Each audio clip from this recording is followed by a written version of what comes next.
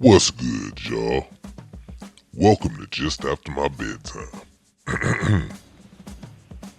Hold on. Y'all hear that? Oh, man. So nobody was gonna tell me we had the playback button stuck on slow mode this entire time backstage? That's cold. Can y'all please fix that back there? Alright, we good to go? Now that we cleared that up, let's try this again. Welcome to Just After My Bedtime, the only show that still believes in Christmas miracles. Even though back in the day, Amazon made ToysRUs disappear faster than Marty McFly's big brother Dave in his Back to the Future photo. I'm your host, Sal G, and tonight, we talking about the real villains of Christmas. Not the Grinch, not Kevin, or as we know him now, Jigsaw, not even the dude who brings fruitcake to the office potluck. Ew. Like, what was you thinking? No, tonight, we talking about Amazon, the company that slid down Toys R Us's chimney, paused, stole all the presents, ate all the cookies, and left poor Joffrey the giraffe applying for seasonal work over at Kohl's. Because y'all, Amazon didn't just ruin Toys R Us. They treated Toys R Us like the last kid picked in kickball, then charged them a subscription fee for the privilege. Alright, let me set the scene for you. The year was 1999. That's right, kids, the final year of the 1900s. And Toys R Us is struggling.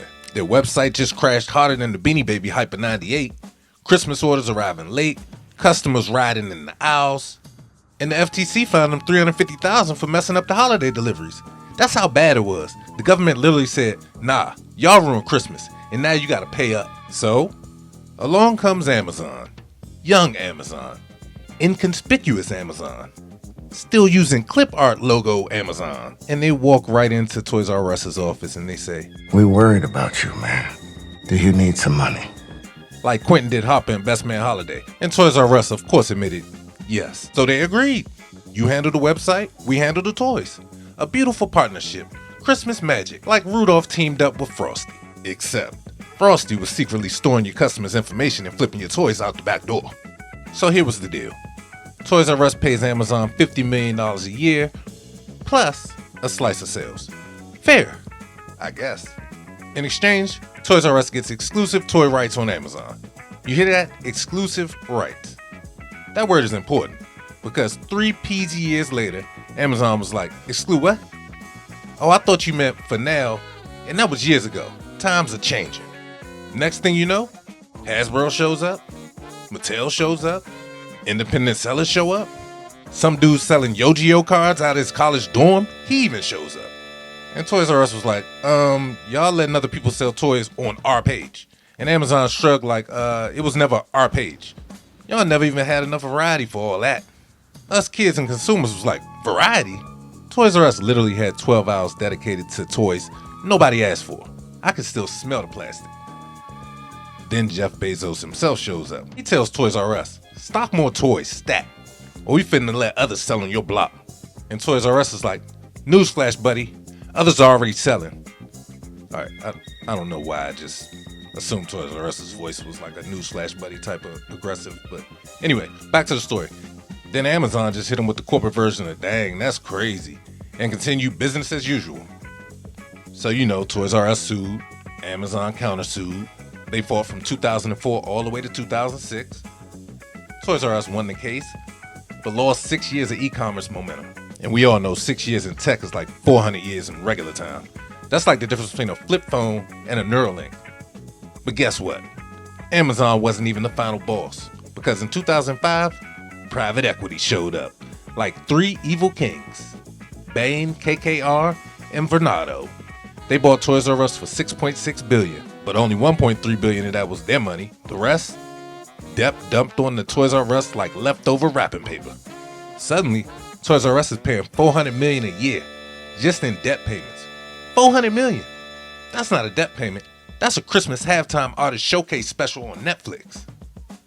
So in turn, Toys R Us couldn't upgrade their website, remodel their stores, couldn't innovate, or even pay Joffrey a livable giraffe wage. All the money went to paying interest. It wasn't a business.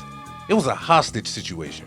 By 2017, Toys R Us had already lost $29 million, but debt payments were $400 million plus annually. Without that debt, they be making $370 million profit. Private equity really said, we're not going to kill you, but we will tie you to the tracks and hand the train conductor a gift card. So, by 2017, it's over. 800 stores gone. 33,000 employees jobless. Private equity firms, they walked away with $464 million in fees. Geoffrey the Giraffe, packing his bags like, I guess I'm a DoorDash driver now. America cried. Not like when Blockbuster went down. Nah, we expected that. This one hurt. Toys R Us was childhood.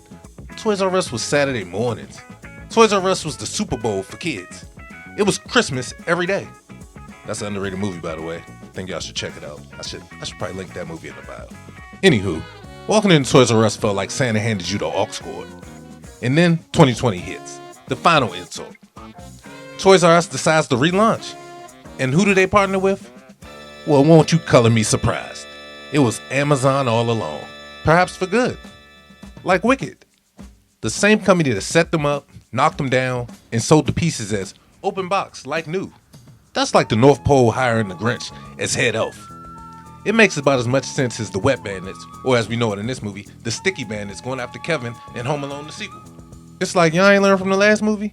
Or y'all didn't learn from my last episode? This isn't just nostalgia. This is a warning. This is a playbook that took out Toys R Us and is still happening today. Platform monopolies, corporate death traps, companies getting hollowed out like cheap Christmas ornaments. They ought to be ashamed. But you know what they can't kill? The memory. The rush of running down those bright aisles, the wall of video games, the action figure section that smelled like destiny, the smell of the tires on the bike aisle that was basically a roller coaster if your parents weren't paying attention. And we must not forget, the most important part of it was getting those magazines in the mail and circling and cutting out stuff and gifts that we wanted for Christmas. Those were the days. Now Amazon can ship fast, but Toys R Us ship joy. And that joy, that nostalgia, that sparkle is what made Christmas feel like Christmas. That's our show, y'all. And remember, if your job says we're a family, that means you are the Christmas bonus. Man, y'all like, comment, and share. Y'all take care. Peace.